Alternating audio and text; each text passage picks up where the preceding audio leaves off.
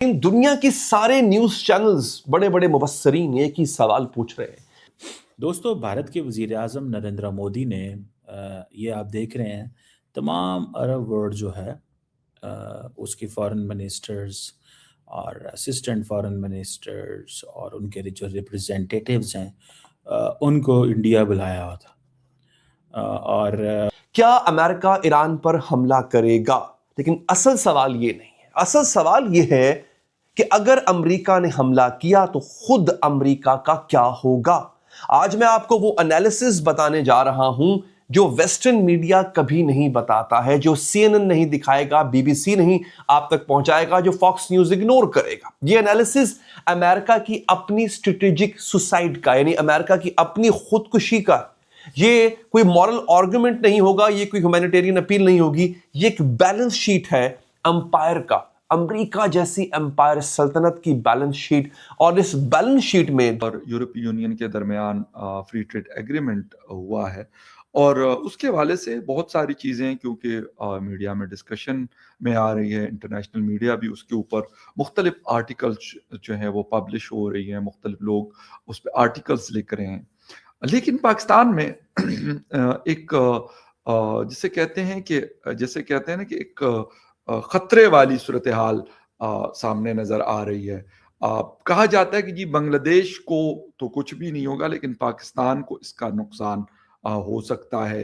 ये जो असल मसला है उसकी तरफ आते हैं और वो मसला ये है कि हमारे यहाँ जो शहरी है और इंसानी जान है उसकी कोई परवाह नहीं है। हमारे हुकाम को, हमारे मुख्तलिफ महकमों को, चाहे वो कराची हो, लाहौर हो, और ये भी साबित हो गया, पहले लोग इसका बड़ा मवाजना कर रहे थे कि जी कराची में मैन होल के ढकने खुले हुए हैं और पंजाब में देखिए कितनी बेहतर गवर्नेंस है। वाकया यूं है कि हर जगह पे ही इस तरह की गफलत जो है, मुजरिमाना गफलत, उसके हमें कई आसार दिखाई देते हैं रोड्स के ऊपर, हर जगह के ऊपर।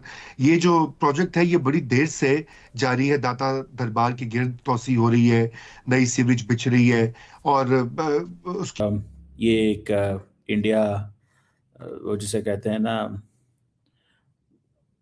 अपने ताल्लुकात अरब वर्ल्ड के साथ मजबूत कर रहा है ताकि पाकिस्तान को माइनस किया जाए, जो फैक्ट है, ठीक है, ताकि पाकिस्तान को माइनस किया जाए। अभी मैं देख रहा था जयशंकर साहब जो हैं उन्होंने भी वहाँ पे स्पीच की। अब वो कहते हैं कि जी हमारा वेस्ट एशियन रीजन जो है वो हमारे बड़े मेजर ट्रेडिंग पार्टनर हैं, और साथ में उन्होंने पाकिस्तान का भी कह दिया कि जनाब पाकिस्तान जो है ना उसकी क्रॉस बॉर्डर टेररिज्म जो है, वो नाम नहीं लिया उन्होंने पाकिस्तान का, ठीक है जी। और साथ में उन्होंने कहा जी कि जो मुल्क या जिस सोसाइटी के ऊपर हमला होगा क्रॉस बॉर्डर टेररिज्म का, उसका उसका राइट है डिफेंड करना। तो ये उनको बताया उन्होंने कि भाईजान हम तो ये कर रहे हैं। अब ये चीज़ें जो हैं अच्छा, पूरी के पूरे खैर मिडल ईस्ट के हवाले से उन्होंने बात की। आज उन्होंने जो प्राइम मिनिस्टर मोदी हैं उन्होंने जो अरब वर्ल्ड के जो डेलीगेशन से बात की, उन्होंने अपनी एक प्रेस रिलीज भी जारी की कि, और उन्होंने कहा कि हमारे बड़े आपके साथ डीप रूटेड ताल्लुकात हैं और हम गज़ा के मसले को बड़ी अहमियत देते हैं। मतलब लेकिन गज़ा के मसले में जो अहमियत इंडिया देता है, तो इंडिया अहमियत ये देता है कि वो इज़राइल के साथ खड़ा है। वो अगर और जो वहाँ पे स्ट्रगल है, उस स्ट्रगल को वो समझते हैं कि इसको हम नहीं मानते, क्योंकि अगर इंडिया उनकी स्ट्रगल में गज़ा के अंदर उनकी स्ट्रगल को मान ले तो फिर कश्मीर में भी मानना पड़ता। तो ये चीज़ें जो है ना कुछ हैं वहाँ पे, ठीक है। अब वो जिसे कहते हैं ना क्या इम्प्रेशन इंडिया इससे लेगा या क्या सिचुएशन डेवलप होगी या किस तरह की चीज़ें चलेंगी, ओनली टाइम विल टेल। लेकिन मैं आपको बड़ी गारंटी से एक चीज़ बता सकता हूँ कि इंडिया ने जो यूएई के साथ अपने जो ताल्लुकात इम्प्रूव किए हैं, basically that's the major linchpin, वो है असल चीज़। अब इंडिया कह रहा है जी मेजर ट्रांसफॉर्मेशन हो रही है पॉलिटिक्स में, इकोनॉमी में, टेक्नोलॉजी में, डेमोक्रेसी में, और ये जितना भी West Asia, India Middle East को वेस्ट एशिया कहता है, ठीक है जी। अब हर मुल्क ने अपना एक, जिसको हम बोलते हैं नॉमेनक्लेचर, नाम देना, ठीक है, उन्होंने रखा हुआ है, हम मिडल ईस्ट कह लेते हैं, ठीक है जी। तो ये बड़ी सिग्निफिकेंट चीज़ है, ये बड़ी सिग्निफिकेंट चीज़ है कि हमने किस वो डायरेक्शन में जाना है या क्या करना है और क्या नहीं करना। लेकिन मैं आपको एक गारंटी सी चीज़ कह सकता हूँ कि ये जो इंडिया अपना जो लिंकेजेस डेवलप कर रहा है तमाम मिडल ईस्टर्न ममालिक के साथ, दे आर वेरी सिग्निफिकेंट। ठीक है ना जी, ये बहुत ज़्यादा सिग्निफिकेंट हैं और इसमें इंडिया को अपनी जो पोजीशन है वो सामने रखी हुई है इन्होंने कि हम हर कीमत के अंदर फोकस करें तमाम एक तो इनके साथ बिजनेस करें, इकोनॉमी अपनी बेहतर करें, अपने लोगों को मिडल ईस्ट में भेजें, इनसे जो है वो करें। लेकिन इंडिया का ताल्लुक सिर्फ यूएई और ओमान से है, समझ रहे हैं बात को। लेकिन इस सारी मीटिंग के अंदर आप और चाइना के बीच का मैटर है, लेकिन आप कह रहे हो नहीं चाइना या सर उनको डॉलर का डर पड़ा हुआ है ना, उनको लग रहा है कि लोग डॉलर में डील करना बंद कर देंगे। मार्को रूबियो को सुने, डॉलर का एक है रीजन, मगर मार्को रूबियो को सुनिए वो क्या कह रहा है। वो कह रहे हैं कि ये वेस्टर्न हेमिस्फीयर है, ये हमारा है। यहां वो ये नहीं करे कि यूनाइटेड स्टेट्स ऑफ अमेरिका हमारा है, कह रहे वेस्टर्न हेमिस्फीयर हमारा है। इसमें कोई भी देश आके अमेरिकन हितों के अगेंस्ट में यदि काम करेगा तो हम उसको अलाउ नहीं करेंगे।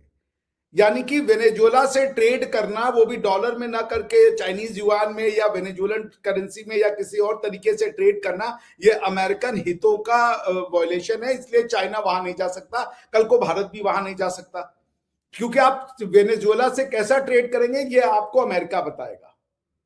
लेकिन अमेरिका एशिया में आके किसके साथ दोस्ती करेगा, क्वाड बनाएगा, और वो जी वो इंटरनेशनल रूल है, वो इंटरनेशनल ऑर्डर है, वो इंटरनेशनल लीगल ऑर्डर है, वो वर्ल्ड ऑर्डर है, वो रूल बेस्ड वर्ल्ड ऑर्डर है। लेकिन ये रूल सिर्फ ईस्टर्न हेमिस्फीयर के लिए है। वेस्टर्न हेमिस्फीयर में किसी को उन कंट्रीज से फ्री।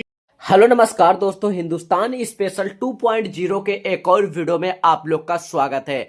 दोस्तों इस दफा हमारे नरेंद्र मोदी जी और अरब देश से बहुत ही बड़ा डील सिग्नेचर हुआ है, जिसके बाद पूरी दुनिया सोच में पड़ चुका है। इस वक्त अरब देश में सबसे पहले हमारे नरेंद्र मोदी जी और अरब देश से पीएम के साथ एक सिग्नेचर और एक डील हुआ था।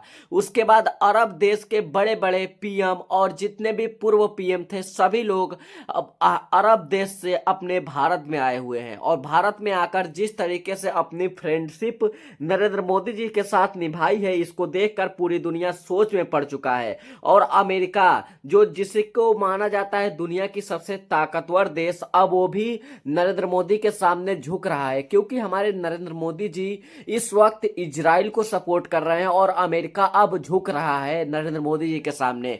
क्योंकि जो अमेरिका कभी बोलता था अपने पावर पर हमेशा घमंड करता था, आज वही अमेरिका नरेंद्र मोदी जी के सामने झुक रहा है।